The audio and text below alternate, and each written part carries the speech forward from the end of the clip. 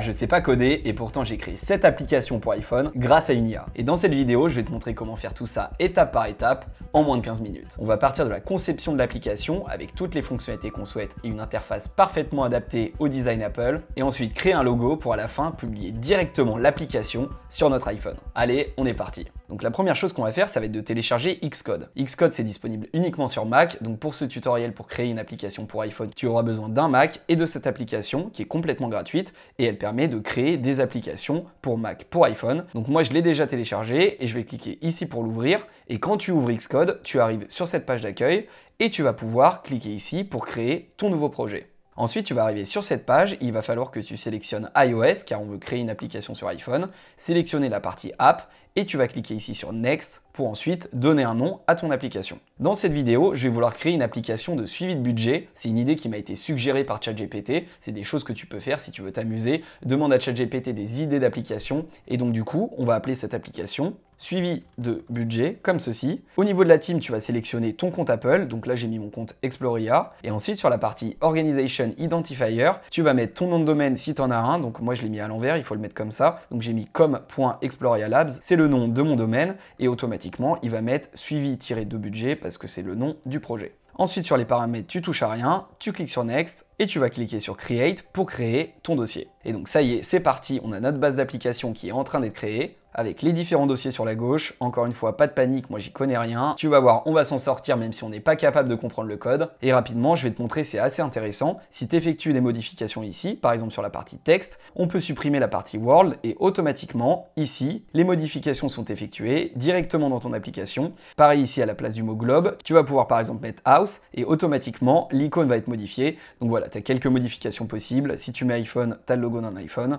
Bref, on va rester là-dessus, mais c'est pour te montrer qu'en fait, tu vas pouvoir avoir une preview directement de ton application et ça peut être intéressant pour voir si l'application nous convient en matière d'interface, en matière de fonctionnalité. On peut tester tout ça de manière itérative et à présent, on va utiliser une autre IA qui s'appelle Cursor, qui est géniale, j'en ai déjà un petit peu parlé et tu vas voir, tout va être codé automatiquement à notre place, c'est assez fantastique. Donc Cursor, c'est pareil, on va le lancer. C'est une application gratuite. Tu peux faire comme avec quasiment n'importe quelle IA, plusieurs allers-retours gratuits. Et puis quand tu commences à avoir beaucoup de demandes, il y a des abonnements payants. Donc après, à toi de voir. Si tu arrives à être efficace, tu pourras rester sur la version gratuite. En revanche, si tu veux vraiment créer des applications assez avancées, discuter pas mal avec lui, tu auras besoin du plan payant qui est à 20 $ par mois. Mais en l'occurrence, on va pas avoir besoin de ça pour créer notre première application.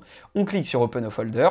Et là, on va tout simplement aller chercher notre dossier qu'on vient de créer avec Xcode, donc suivi de budget. On clique sur ouvrir et là, on va connecter directement Cursor à Xcode qui permet de créer donc l'application Apple. Et là, les deux applications sont connectées et la magie va opérer. Donc Cursor, si tu connais pas, c'est un éditeur de code qui est assisté par l'IA. Personnellement, je suis pas développeur, je sais pas écrire le code directement, je n'y connais rien, mais pas de souci. Grâce à Cursor et une petite fonctionnalité assez magique que tu peux activer en cliquant sur commande plus I sur Mac, tu vas faire apparaître ce qu'on appelle le Composer. Et le Composer, c'est quoi? C'est une fenêtre de discussion comme tu peux avoir sur ChatGPT ou sur Claude. En l'occurrence, on utilise le modèle Claude 3.5 Sonnet, mais tu as plusieurs autres modèles qui sont disponibles. On va rester sur Claude. Et dans cette fenêtre de discussion, tout simplement, tu vas effectuer ta demande à Cursor pour pouvoir créer n'importe quelle application. Et donc ici, la première chose qu'il va falloir faire, ça va être donner du contexte intéressant à Cursor pour qu'il puisse appliquer des concepts importants dans la création de l'application. On va tout simplement s'appuyer sur les consignes d'Apple pour pouvoir créer une bonne application sur iPhone. Et donc pour ça, on va se reposer sur deux sites. Le premier, le voici. Ça va être tout simplement le site de documentation Apple pour le framework Swift. Donc en fait, c'est le langage qu'on va utiliser pour l'application. Pas besoin de comprendre tout ça. On va tout simplement copier le lien et le donner directement à Cursor. Et pareil pour le second lien. Celui-ci, il va donner les bonnes pratiques pour pouvoir créer une belle application sur Apple. Donc par exemple, respecter un format particulier, les couleurs, les formats de calendrier, etc. Bref, on va pas rentrer dans le détail. On va tout simplement nourrir Cursor avec ces deux liens et tu vas voir, il va créer l'application parfaite à notre place. Donc pour ça, on va discuter avec Cursor. On va faire et ici, tu vas cliquer sur Doc. Tu vas cliquer sur Add New Doc. Et c'est ici que tu vas renseigner chacun des liens. Donc le premier tout d'abord. Celui-ci pour pouvoir lui donner le framework Swift. On va cliquer sur Entrée. On va mettre Swift au niveau du langage, on est bon. Donc là, on a donné la consigne à Cursor d'utiliser Swift. Et on va faire exactement pareil pour la partie conseil en design. On va donc faire on va refaire doc, on va ajouter le nouveau doc. Et donc ajouter le nouveau lien, on clique sur Entrée. Et là, on va mettre Design Tips. On clique sur Confirme. Et on est bon, on a nos deux consignes qui ont été données à Cursor. Dernière chose importante, il va falloir que tu fasses Codebase pour pouvoir tout simplement rajouter Codebase qui va permettre de faire effectivement la connexion entre Cursor et Xcode. Pour rappel, c'est vraiment l'application qui va permettre de créer les applications Apple. Et là, on est parfait. Il nous manque plus qu'une chose, tout simplement le prompt qu'on va donner à Cursor pour qu'il puisse créer toute l'application à notre place. Et en l'occurrence, voici mon prompt. Donc ce prompt, je ne me suis pas embêté, j'ai demandé à ChatGPT de le faire. Je lui ai tout simplement demandé de me donner un prompt qui soit simple, à donner derrière à Cursor pour créer une application qui soit intéressante. Il m'en a suggéré plusieurs, j'ai décidé de partir sur celle-ci, l'application de suivi de budget. Qu'est-ce qu'on a en termes de fonctionnalité? On va avoir l'ajout rapide de dépenses avec le nom, le montant, la catégorie, l'affichage d'un graphique en camembert, un graphique en barre éventuellement, résumé du budget restant et un total dépensé en haut de l'écran, le bouton pour initialiser, etc. C'est des premières fonctionnalités. On a des détails techniques et je les comprends pas, mais c'est pas un souci. Et là, tout simplement, on va cliquer sur Entrée et Cursor, comme par magie, va commencer à créer le code, à générer notre application. Tu vois, tout ça se fait automatiquement. Il est en train de créer les différents menus et de faire la connexion avec Xcode. Donc là, on se rend compte qu'il a des premières modifications. On va cliquer ici pour accepter. Là, si tu regardes, le code est en train d'être rédigé. Voilà, on a des premières parties sur la gauche, ça c'est nouveau. Et on va voir ce qu'on a côté Xcode, parce qu'on va pouvoir avoir une preview de l'application. Et là, on a une première erreur, mais aucun souci, ça tombe bien, ça fait partie du process de création d'application, mais c'est pas un problème, c'est hyper facile à régler. Là, en plus, si tu cliques ici sur Xcode, tu vas voir tout le détail des erreurs. Et si tu vas ici en haut, tu as un résumé de chacune des erreurs et on va tout simplement prendre un screenshot de ce problème et on va derrière le donner à Cursor en lui disant « Je comprends pas, ça fonctionne pas, règle tout ça » et il va s'occuper de tout ça, c'est assez génial. Donc là j'ai mon screenshot, je retourne dans Cursor, on va coller l'image du problème et on va lui dire « J'ai ces erreurs, règle ces problèmes ». On va voir comment il s'en sort. Donc là, il va faire une analyse de l'image, voir quels sont les problèmes. Effectivement, apparemment, il y a des vues manquantes pour résoudre les erreurs. Il va ajouter la partie Budget Summary View. Donc là, encore une fois, tu n'as pas besoin de t'occuper de tout ce qui est écrit en termes de code. Tu peux simplement regarder ce qu'il écrit en termes de texte, parce qu'il va t'expliquer sur chacune des étapes les modifications qu'il est en train de faire. Ça peut être intéressant, même si tu n'es pas développeur. Tu peux comprendre ce langage. Et là, il nous dit qu'on a 3 nouvelles vues qui devraient résoudre les erreurs. On va regarder ici dans Xcode. On a toujours un problème, j'ai l'impression. Donc là, quand tu as ce problème, tu vas tout simplement pouvoir cliquer ici pour pouvoir reprendre l'ensemble des erreurs. On va les copier. On va tout simplement les redonner à Cursor. Encore une fois, hein, ça arrive d'avoir des erreurs, mais tu t'embêtes pas. Tu lui donnes les erreurs. Il va effectuer les modifications. Et donc là, il nous dit qu'il y a des fichiers de vue qu'il a créés qui ne sont pas correctement reconnus par le projet. Et donc du coup, il va essayer de régler tout ça. Il effectue les modifications. On clique sur accepter et là on arrive sur Xcode et c'est parfait. On a eu 2 petites erreurs, on a donné simplement les codes des erreurs avec d'abord un screenshot et après l'ensemble des erreurs à Cursor et ça y est, on a notre application qui apparaît avec un design, tu vois, qui est assez propre, hein. On dirait vraiment une application sur iPhone et on va pouvoir la tester directement dans Xcode. Donc on va voir si ça fonctionne, on clique sur plus et voilà, on peut ajouter une nouvelle dépense, c'est parfait. On va voir si ça fonctionne avec du texte. On va mettre restaurant par exemple, catégorie, on va pouvoir sélectionner, on va mettre allez, alimentaire. On va mettre 50 €, on clique sur ajouter, et est-ce que ça fonctionne? J'ai mon graphique camembert, j'ai mon graphique en barre, ça a l'air pas mal honnêtement. Derrière, c'est pas fini. Évidemment, tu peux retourner dans Cursor et lui demander de rajouter des fonctionnalités, lui demander d'améliorer l'interface, et c'est ce qu'on va faire. Donc on va tout simplement lui dire, ajoute des fonctionnalités pertinentes pour cette application.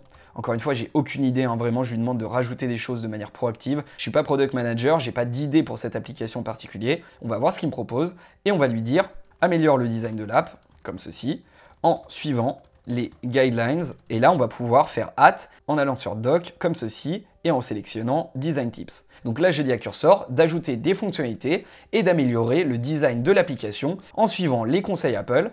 Je lance ma demande. Tout ça va se faire automatiquement. Tu vas voir, il va réécrire du code pour pouvoir effectuer toutes les modifications. Il nous dit donc qu'il va améliorer l'application en suivant les guidelines. C'est parfait. Tout ça se fait comme par magie. J'espère qu'on va pas avoir d'erreur. Et derrière, on va tester directement l'application sur notre iPhone. Ça y est, il a fini. Il nous a dit qu'il avait ajouté une amélioration au niveau de la visualisation du budget, des graphiques améliorés, un formulaire d'ajout plus robuste, tout ça avec des modifications en suivant les guidelines. On va tout accepter, on va voir sur Xcode est-ce que ça fonctionne. Ça a l'air pas mal, il est en train de recharger tout ça. Alors on a une petite erreur, je vais régler tout ça comme tout à l'heure, je copie, je donne ça à Cursor, on accepte les modifications et on va retourner dans Xcode. Et après une seconde erreur, mais on a fait la modification, ça y est, on a notre application qui fonctionne. Ça a pris vraiment quelques minutes et l'application, elle a l'air beaucoup plus aboutie qu'avant. Si on regarde, ça a l'air parfaitement adapté à l'iPhone. On a maintenant l'évolution des dépenses sur 7 jours, sur 30 jours, sur une année. On va pouvoir ajouter des dépenses, on a notre budget, on voit combien il nous reste. Franchement, c'est juste génial. Tu vois en quelques secondes ce que tu es capable de créer. Si tu veux te projeter, tu peux aller même ici en haut. Tu vas pouvoir créer une simulation d'un vrai iPhone. Par exemple, on va pouvoir décider de générer un émulateur d'un iPhone 16 Pro pour voir comment ça rend effectivement sur un iPhone. Juste après, on le fera directement sur notre propre iPhone. Tu vas voir, c'est assez fou. Mais donc, une fois que tu as sélectionné le format iPhone 16 Pro,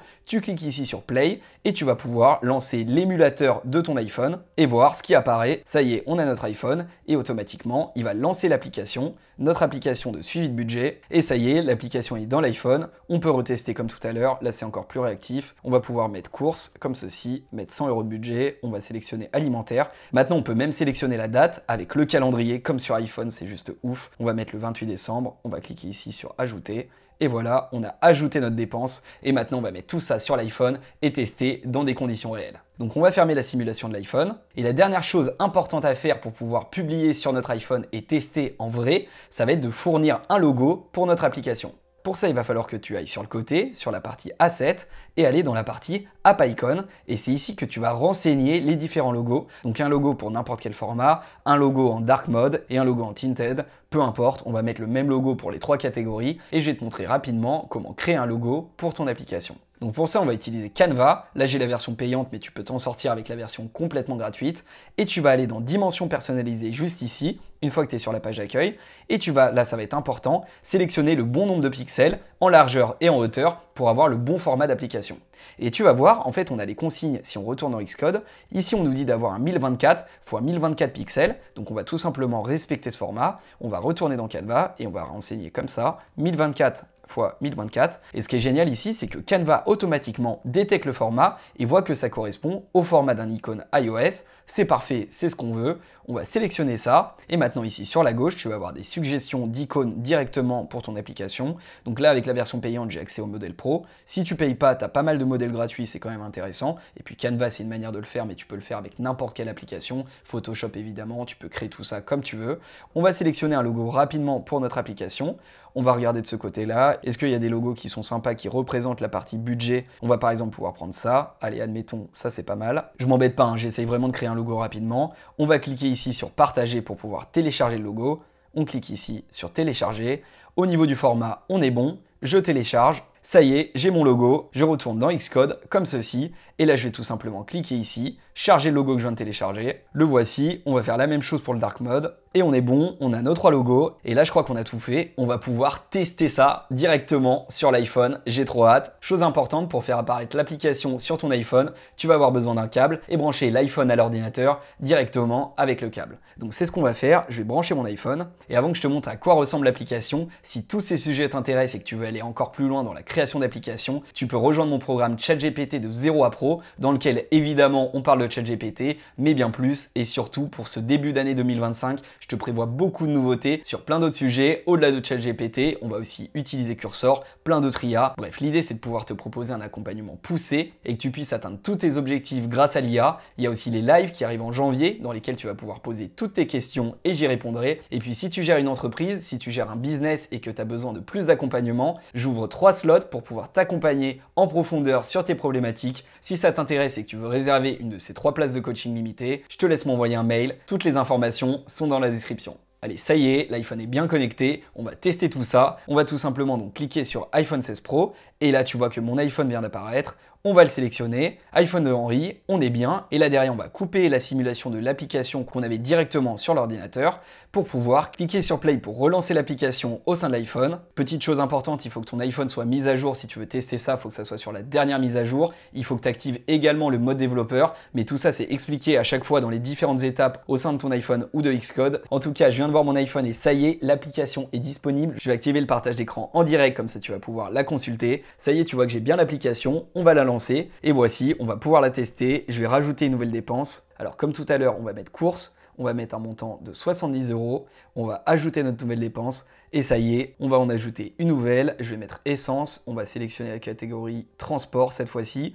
On va mettre une date, la date du 27 décembre, on va mettre 50 € en budget, on ajoute, et voilà, on a des nouvelles couleurs à chaque fois. On peut se balader dans l'application, pouvoir suivre l'évolution des dépenses sur, encore une fois, 30 jours, 7 jours, sur toute l'année. On ajoute une nouvelle dépense, allez, on se fait un petit plaisir, on va mettre cette fois-ci dans la catégorie shopping, on va mettre t-shirt, comme ceci, montant 30 €. J'ajoute ma dépense et j'ai une nouvelle couleur comme ceci. Tu vois que ça fonctionne parfaitement, de toute façon tu le vois sur le partage d'écran. Je suis assez bluffé honnêtement. J'ai mon budget. Si je rajoute une dernière dépense dans la catégorie haute par exemple, on va mettre voyage et là on va mettre comme ceci 200 €. On va avoir une nouvelle couleur. Et si on fait une modification par exemple en rajoutant une dépense voyage mais sur une autre date, si on remonte par exemple sur la partie novembre, on va tester et voir comment ça fonctionne. On ajoute la dépense. Là, tu vois qu'en fait, j'ai seulement la dépense sur 7 jours. Et si je sélectionne la partie année, j'ai toutes mes dépenses sur l'année. Bon, bref, il y a encore pas mal de choses à optimiser. Là, c'est intéressant parce qu'on a ajouté une nouvelle dépense et on est passé en orange sur le budget. Et si on veut tout reset, on clique ici sur le bouton en haut à gauche et on repasse à 0. Franchement, dis-moi ce que tu en penses dans les commentaires. L'application, elle fonctionne parfaitement. Elle est disponible sur mon iPhone. On peut derrière, évidemment, aller beaucoup plus loin et même connecter cette application à une base de données, par exemple. Si c'est des sujets qui t'intéressent, la création d'applications, tu peux aller regarder cette vidéo. On crée une application de A à Z jusqu'à la base de données. Tu vas voir, c'est assez fou.